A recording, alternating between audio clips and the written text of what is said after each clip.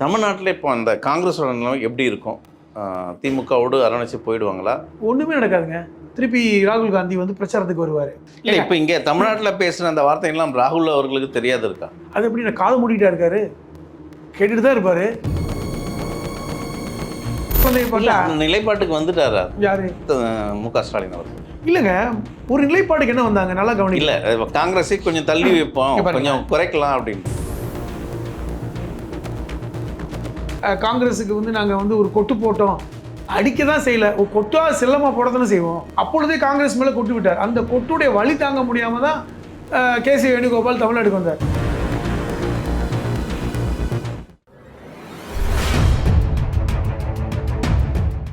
மாற்றுக்குரல் நேயர்களுக்கு வணக்கம்.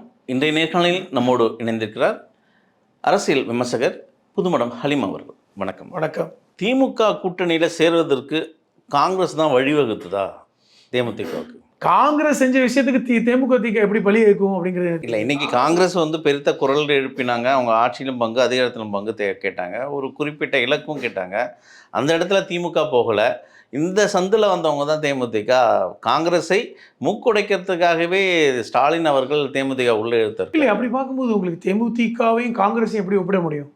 காங்கிரஸ் ஒரு அகில இந்திய கட்சி. ஆனால் ஓட்டு வங்கி இருக்கும்போது ஓட் ஷேர் பார்க்கும்போது இன்னமும் பார்த்தீங்கன்னா காங்கிரஸுக்கு எப்படி பார்த்தாலும் நம்ம கடந்த காலத்தில் மறியல் பார்த்தோம், உங்களுக்கு நினைவு இருக்கும். இல்லை, அதெல்லாம் உண்மைதான். இன்னைக்கு வந்து காங்கிரஸ் வந்து வெளியே வந்து நின்றாதான் அதனுடைய இது தெரியும். ஆனால் கடந்த காலங்களில் பார்க்கும்பொழுது எப்பொழுதுமே திமுகவோட தான் அவங்க கூட்டணி வச்சுட்டு இருக்காங்க. நான் என்ன சொல்கிறேன், சில நேரங்களில் வந்து நீங்கள் அது மாதிரியான ஒரு சாயை ஏற்படத்தான் செய்யும். அதெல்லாம் அரசியலில் மறுக்க முடியாது.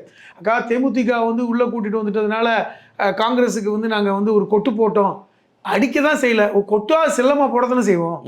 அது இருக்கும்ல. நீங்கள் சின்ன குழந்தைய பார்த்தா நிலைப்பாட்டுக்கு வந்துட்டாரா யாரு? மு.க. ஸ்டாலின் அவர்கள்.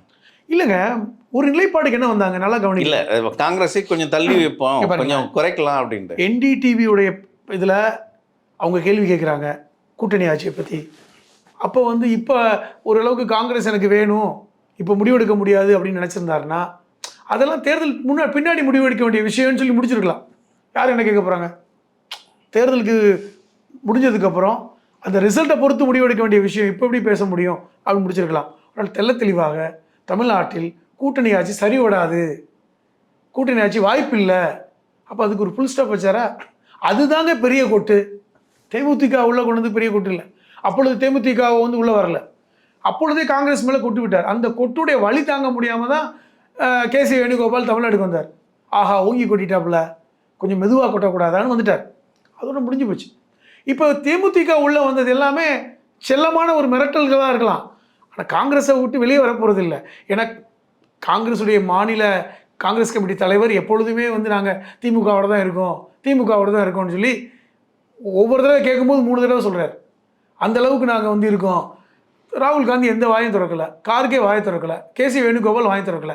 நான் என்ன தெரியுமா பார்க்குறேன், ஒரு சபலம் இருந்திருக்கலாம் காங்கிரஸுக்கு. எப்படி விஜயோட போனால் அவருக்கு ஓட் ஷேர் இருக்குது, இங்கே வந்து நம்ம சேர்ந்து ஏதோ ஒரு வகையில் கட்சியை வளர்க்கலாம் அப்படிங்கிற பார்வை. இன்னொரு பார்வை இருக்கிறது.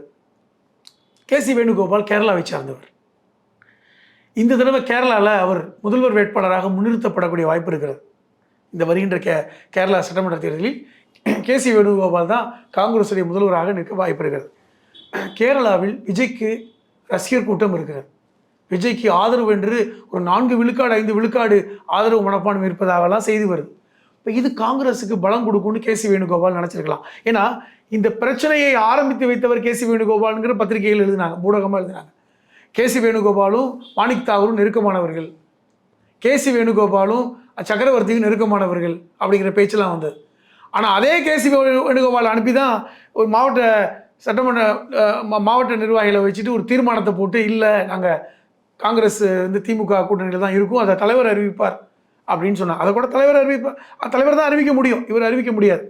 அப்போ அதுக்கு ஒரு முற்றுப்புள்ளி கிட்டத்தட்ட வச்சுட்டாங்க. இப்போ இதெல்லாம் ஒரு சபலத்தின் அடிப்படையில் ஒன்று. ரெண்டாவது, இங்கே இருக்கின்ற தமிழ்நாட்டில் இருக்கின்ற காங்கிரஸ்காரர்களுக்கு ஒரு எப்பொழுதுமே திமுக மேலே ஒரு வருத்தம் இருக்கிறது.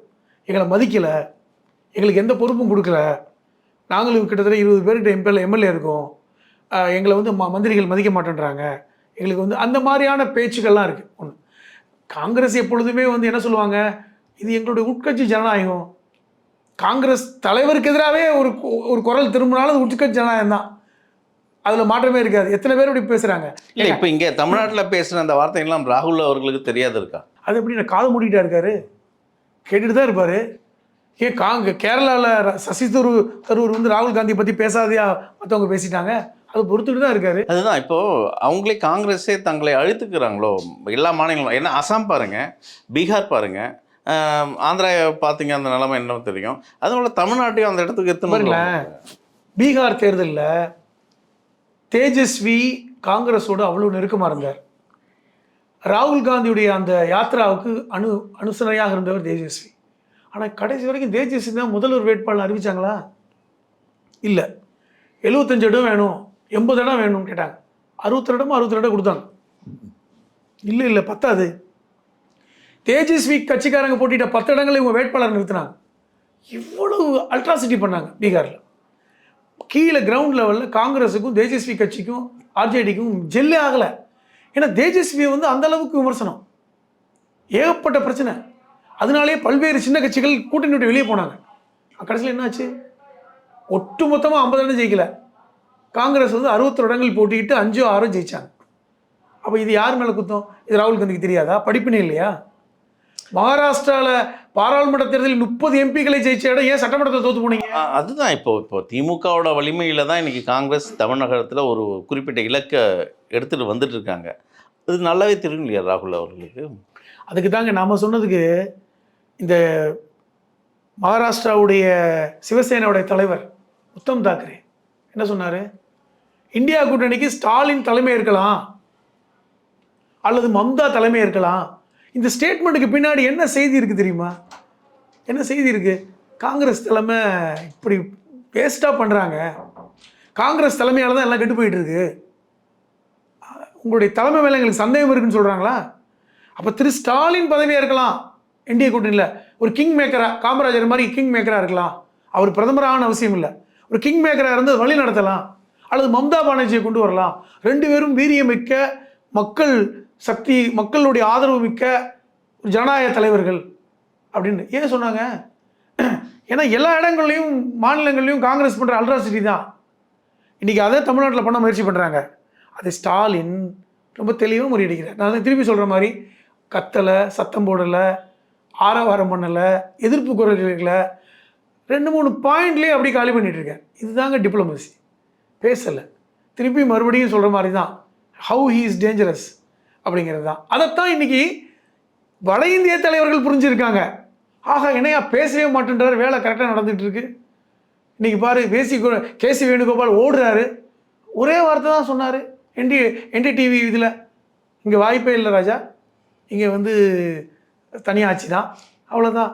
அதில் எத்தனை அர்த்தம் தெரியுமா இருக்குது? இல்லை, இப்போ அந்த கடைசி சட்டமன்ற நாளில் ஒரு திரு மு.க. ஸ்டாலின் பேசின அந்த வார்த்தை ஃபெடரலிசம் பற்றி பேசுனது, அது காங்கிரஸுக்கான பதில் அடியாது. இங்கே பாருங்கள், மாநிலங்களின் சுயாட்சி, மத்தியில் கூட்டாட்சி என்பது பேரறிஞர் அண்ணாவுடைய இதுங்க. அந்த கோட்பாடை தான் கடந்த 50 வருடங்களாக அது திமுகவோ அதிமுகவோ, அது எவ்வளோ தான் எதிரியாக இருந்தாலும் எம்ஜிஆரோ ஜெயலலிதாவோ அதை விடாமல் பிடிச்சிருக்காங்க. நீங்கள் ஜெயலலிதாவை கூட சாஃப்ட் இந்துத்துவாவாக இருக்கலாம், பாஜக மணலை ஆதரவு கூட இருக்கலாம், ஆனால் அவங்க கூட 2 விஷயத்தில் தெளிவாக இருந்தாங்க. ஒன்று மாநில சுயாட்சி, அவங்க மாநில சுயாட்சி வந்து அப்படியே சீறிடுவாங்க. அதே மாதிரி இருமொழிக் கொள்கை, அதுலேயும் அவங்க விட்டு கொடுக்கவே இல்லை. இப்போ இந்த விஷயம் என்னங்க, இது ஃபெடரலிசத்துடைய இதுதான். இப்போ இந்தியாவே வந்து யூனியன் ஆஃப் ஸ்டேட்ஸ் தான், திருப்பி சொல்கிறது தான். யூனியனுக்குன்னு ஒரு அதிகாரமே இல்லை. மாநிலங்கள் கொடுக்கின்ற அதிகாரத்தை தான் யூனியன் வச்சுருக்காங்க. மாநிலங்கள் கொடுக்கின்ற நிதியை வரியை தான் அவங்க வச்சுருக்காங்க. அப்போ இந்த யூனியன் ஆஃப் ஸ்டேட்ஸுங்கிற விஷயத்தில் தமிழகம் தெளிவாக இருக்குது, சுயாட்சி, மாநில சுயாட்சியில் தெளிவாக இருக்குது.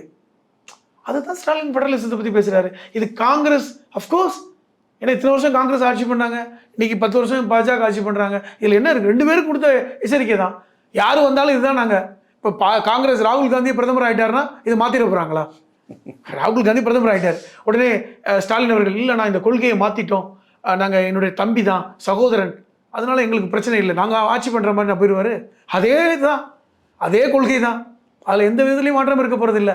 இப்போ இது காங்கிரஸ் கொடுத்தது இல்லை, ஒன்றிய அரசுக்கு கொடுத்த எச்சரிக்கை. இது எல்லா மாநிலங்களும் கடைபிடிக்கணும்னு சொல்லி ஒரு குரல் தெற்குலேருந்து வருது பார்த்தீங்களா? அதை இன்னைக்கு மகாராஷ்டிராவில் இருக்கின்ற தலைவர்கள் உத்தம் தாக்கரே போன்றவர்கள் என்டாஸ் பண்ணுறாங்க. அதனுடைய இன்னொரு வடிவம் தான் மம்தா பானர்ஜி போன்றவர்கள் நீதிமன்றத்தில் போய் குரல் கொடுக்குறாங்க. இது எல்லாமே மாநில சுயாட்சிக்கான அந்த குரல். அந்த மாநில சுயாட்சிக்கான குரல் தெற்கிலிருந்து எப்பொழுதே எந்திரிக்கும், தெற்கிலிருந்து தான் உதிக்கும். சூரியன் தெற்கிலிருந்து உதிக்குதுன்னு சொன்னார் அண்ணா, மேற்கிலிருந்து உதிக்கல, தெற்கிலிருந்து உதிக்கும்னாரு. அது எப்பொழுதுமே தெற்கிலிருந்து தான் இந்தியாவை பொறுத்தவரை சூரியன் தெற்கிலிருந்து தான் உதிக்கும். அதுதான் அதனுடைய அந்த எக்ஸ்பிரஷன் தான் மம்தாவுடைய குரல், உத்தம் தாக்கரேடைய குரல், இன்னும் பலருடைய குரல். தமிழ்நாட்டில் இப்போ அந்த காங்கிரஸோட நிலைமை எப்படி இருக்கும்? திமுகவோடு அரவணைச்சு போயிடுவாங்களா இல்லை வெளியே வருவாங்களா? ஒன்றுமே நடக்காதுங்க. அதை எங்களுக்கு 28 இடத்துக்கு 30 இடம் கொடுங்கன்னு கேட்பாங்க. வேறு ஒன்றும் பிரச்சனை நடக்க போகிறதில்ல. திருப்பி ராகுல் காந்தி வந்து பிரச்சாரத்துக்கு வருவார். மாணிக் தாகூர் போன்றவர்களுக்கு ஒரு வேல்யூ இல்லாமல் போயிடும். சக்கரவர்த்தி இந்தியா தமிழ்நாடு பக்கம் திரும்பி வைக்க மாட்டார், தலை வச்சு படுக்க மாட்டார். இதெல்லாம் நடக்கும். ஸ்டாலின் அவர் கேட்ட மாதிரி மாணிக் தாகூருக்கு சோகால் நோட்டீஸ் கொடுத்துருவாங்களா காங்கிரஸ்? கிட்டத்தட்ட மாணிக் தாகூர் 2 விஷயங்க நம்ம அதிலே பார்க்கலாம்.